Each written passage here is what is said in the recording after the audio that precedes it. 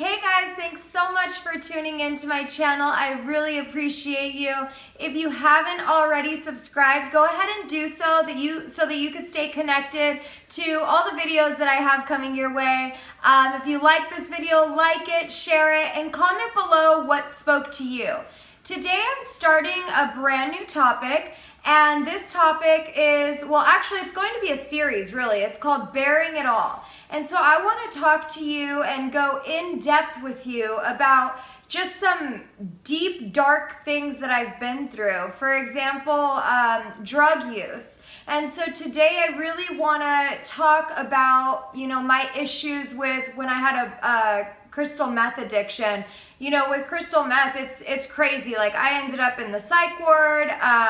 It really is a drug that is probably I've done like every single drug except for like acid.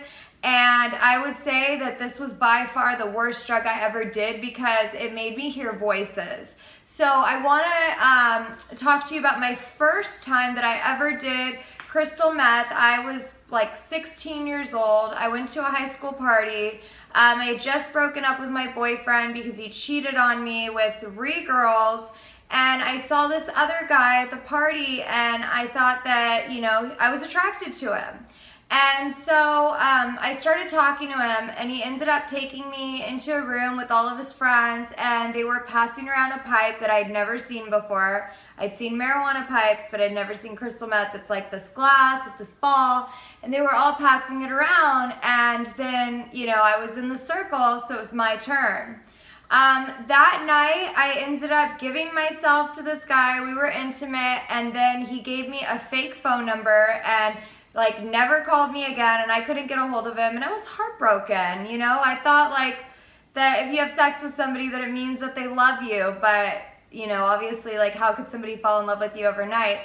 And so I promised myself that I would never do crystal meth again because I felt like I made decisions under the influence of that drug that I wouldn't have made had I not been on that drug. So fast forward several years, I get into stripping, porn, I try every drug under the sun, but I didn't go back to crystal meth for quite some time. There was a time when I had quit the industry for a short period of time, for maybe about a year, and my dog ran away, and I literally wanted to commit suicide over that because he was my world. My dog was my God. He was my life. And so this girl came over, and she's like, "I'll help you look for your dog." She's like, "But do you mind if I get high first?" And I was like, "Sure, whatever." And it happened to be crystal meth, and she's like, "Do you want some?" And I'm like, "Yeah, why not?" I'm super just bummed right now about my dog. And so I snorted a line of crystal meth, and I was on one, oh my gosh, we got to put signs everywhere all around the neighborhood. And I ended up finding my dog 10 days later, but then I developed very quickly an addiction to crystal meth. And within about 2 months, I literally started hearing voices. I was going crazy. I thought that there were people talking trash about me everywhere I went. I would be in the shower and I would hear people commenting about me, and I'm like, who's in my shower? I was literally going crazy. And then I had this encounter where I started dating this guy that was in a motorcycle gang, and he ended up getting stabbed to death in front of me. And from that point forward, the voices just magnified. I would hear things like, if you don't kill yourself, the murderers are going to come after you. They're going to kill you. They're going to, kill all your family members because you were the only witness.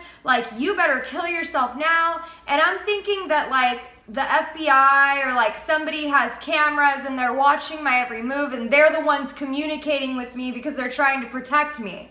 So I ended up one night listening to these voices. I went into the bathroom at 2 o'clock in the morning, and I turned the lights off, and I grabbed a pair of scissors, and I swallowed a ton of crystal meth, and I just started slitting my wrists, and I was like, I'm done. I'm gonna end my life. This is it. And I've attempted suicide before, but I always got scared and I would back out of it. One time I overdosed on pills, and I ended up calling the paramedics to come save me because I was afraid. But this time, I literally was gonna kill myself. Like, there was no end. I was so scared. I hated living. I was afraid that if I didn't take my life, somebody was gonna come after me. And in that moment, as I'm slitting my wrist, I hear another voice, and it wasn't the same voice that I had been hearing. This was like a different voice. And this voice said, turn the lights on and put the scissors down. Turn the lights on and put the scissors down. When I heard that voice, for some reason, that voice gave me so much peace that I turned the lights on, I put the scissors down, and I know that if I didn't hear that voice that night, I would have gone through with committing suicide. When I turned the lights on, I was literally covered in blood. It's a miracle that I'm still alive today. So I now know that that was the voice of God that saved my life. I know that wholeheartedly. Some people think that it was like me, or that it was just another voice, or that I'm crazy for believing that, but I know that God saved my life that day, or that early morning. So how I ended up getting off crystal meth was after that encounter. The guy that had been murdered had a friend that was a pimp that came into my life, and he was like trying to play like my knight in shining armor because I was vulnerable and I was in a very broken place. So he swept me off my feet. He took me to church. I got baptized. Before that though, he put me in a mental institution. I gotta do a video on a mental institution because that place is crazy. I'll do that one on another day. But so I'm in this mental institution. I'm detoxing off drugs. I was there for a few weeks. They kept me a little longer because I was like 5150, suicidal, all of that.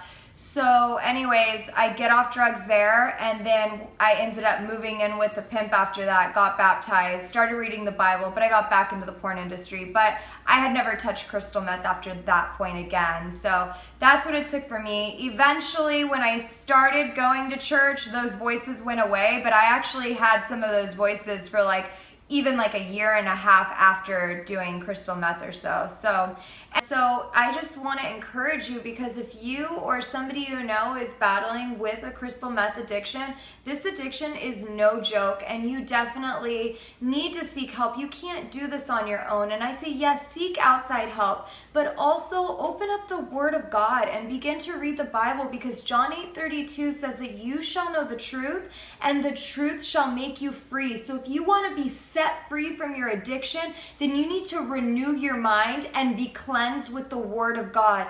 Also, worship and pray. Do these things on a daily basis, and I guarantee you God will change your life. I could not have gotten sober and remained sober for the last 5 years without the Lord. It was all Him, and it was nothing within my own strength.